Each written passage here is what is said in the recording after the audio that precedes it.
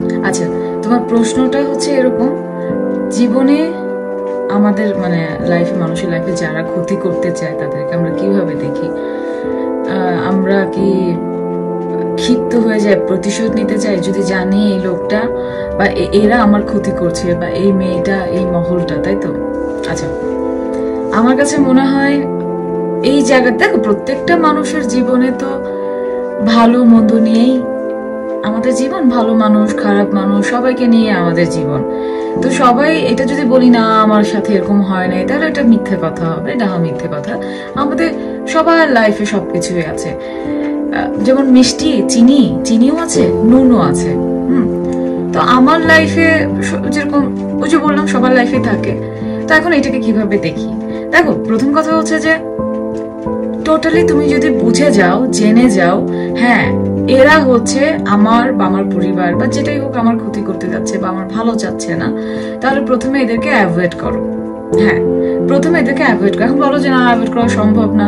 দেখো, সম্ভব অসম্ভব বলে তো দুনিয়াতে কিছু নেই। সবার আগে কি আমাদের হচ্ছে মানে নিজেদের জীবন, তাই না? নিজেকে রক্ষা করা, পরিবারকে রক্ষা করা, তাদেরকে অ্যাভয়েড করো। তুমি জানো যেখানে যেখানে এই লোকটা বা এই মানুষটা, এই মহলটা যায়, সেই জায়গাটা তুমি ধীরে ধীরে ধীরে তোমার মতো করে অ্যাভয়েড করো। এখন তুমি টোটালি কথা বলবে না, তোমার কানেকশন যেখানে যেখানে তুমি সেটা বন্ধ করো। হ্যাঁ, এখন কথা কি হচ্ছে যে তুমি জানো তোমার মারাত্মক একটা ক্ষতি করে ফেললো, এখন কি করবে? তুমিও ক্ষতি করবে? তুমি সেটা করবে না, বা আমার কাছে যেটা মনে হয় আমি সেটা করি না। দেখো, প্রকৃতির তো একটা প্রায়শ্চিত্ত বলে কোনো একটা কথা আছে, তাই না? তো আমার কাছে যেটা মনে হয়, তুমি যেটা করো না কেন, ছোট হোক বড় হোক যাই করো না কেন, সেটা তোমার কাছে ফিরে আসতে বাধ্য। হ্যাঁ, আল্লাহ এটা দেন, আমি দেখেছি, এবং এটা আসবেই। তুমি যাই করো না কেন, যেরকম ভাবেই কারো যদি ছোট্ট একটুখানি ক্ষতিও করো বা করার চেষ্টা করো, তোমার লাইফেও সেটা ফিরে আসবে।